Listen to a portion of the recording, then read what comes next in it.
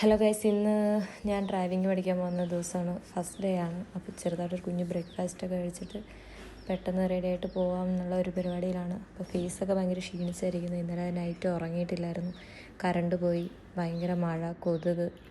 മഴയാണെങ്കിലും ചൂടിനൊരു കുറവില്ലായിരുന്നു. അങ്ങനെ 5 മണിക്കും കണ്ടാണ് കറണ്ട് വന്നത്.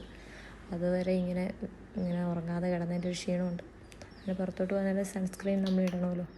അങ്ങനെ അതിട്ട് മുടിയൊക്കെ കെട്ടി. ഈ ഡ്രസ്സ് കോഴിക്കോട് നിന്ന് വാങ്ങിയതാണ്. സ്റ്റുഡിയോയിലാണ് ടോപ്പ്. അപ്പോൾ അങ്ങനെ എങ്ങനെയോ ഒന്ന് സെറ്റ് ചെയ്ത് വേഗം ഇട്ടതാണ്. പ്ലാൻ ചെയ്തില്ലായിരുന്നു ഇന്ന ഡ്രസ്സ് ഇടണമെന്നൊന്നും. കാരണം ലേറ്റായാലോ ഒരു ടെൻഷൻ. ആദ്യത്തെ ദിവസമല്ലേ, ലേറ്റ് ആകണ്ട. അവർ വന്ന് പിക്ക് ചെയ്തിരുന്നത് നമ്മളൊരു ജംഗ്ഷനിൽ നിന്ന്, ലേബർ ജംഗ്ഷനിൽ നിന്ന്. അപ്പം ഞാൻ സൺസ്ക്രീൻ ഇട്ടു, കുറച്ച് ലിപ്സ്റ്റിക്ക് ഇട്ടു, വാച്ചും കെട്ടി, മുടിയും കെട്ടി, ആ ഡ്രസ്സ് വിട്ട് അങ്ങ് പോയേക്കാം എന്നുള്ളൊരു പരിപാടിയിലാണ്. ഏകദേശം റെഡിയായി. വലിയ കുഴപ്പമൊന്നുമില്ല. അതൊക്കെ മതി. കണ്ണ് എഴുതിയായിരുന്നു കേട്ടോ. ഇതൊക്കെ മതി എന്നുള്ള ഒരു ധാരണ.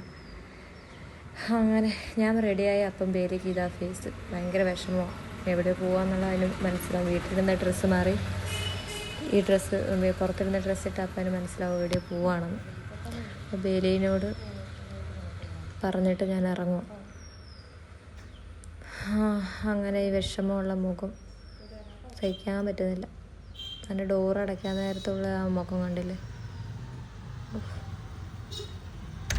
അങ്ങനെ ഈ അവസ്ഥ പക്ഷെ ഭയങ്കര ശോകമാണ്. നമുക്ക് സങ്കടം വരും.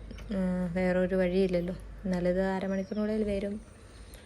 അങ്ങനെ ഞാൻ ഒന്നുകൂടെ ഡോറ് കൺഫേം ചെയ്യും. 2 തവണയെങ്കിലും മിനിമം വരും തിരിച്ചിതുപോലെ. അങ്ങനെ ജംഗ്ഷനിലോട്ട് നടന്നു. അങ്ങനെ ഈ സംഭവം കണ്ടു. ഇതെൻ്റെ പേരെനിക്ക് മറന്നുപോയി. എന്തൊരു ഫ്രൂട്ടായിരുന്നു. അങ്ങനെ ഒരു 5 മിനിറ്റ് നടക്കാം, 5-10 മിനിറ്റ് നടക്കാണ്ട് നടന്നു ലേബർ ജംഗ്ഷനെത്തി. ഞാൻ വണ്ടി വെയിറ്റ് ചെയ്ത് നിൽക്കുക. വരുന്നുണ്ട്, ദൂരേന്ന് വരുന്നുണ്ട്. റെഡ് വണ്ടിയാണ്. അമ്മേ. അങ്ങനെ വണ്ടി, ഞാനൊരു ചേട്ടനെയാണ് പ്രതീക്ഷിച്ചത്. പക്ഷേ ചേച്ചിയെ പഠിപ്പിക്കുന്നത്. ഇനിയുള്ള വീഡിയോ എടുക്കാൻ പറ്റത്തില്ല. അങ്ങനെ കഴിഞ്ഞ് വന്നു. എൻ്റെ പൊന്നോ, ഫസ്റ്റ് ഡേ എന്നൊന്നും പറയത്തില്ല. പേടിച്ചിട്ട് എനിക്ക് വയ്യ. എന്നെ അവർ പേടിപ്പിച്ച ഒരു വഴിക്കാക്കി.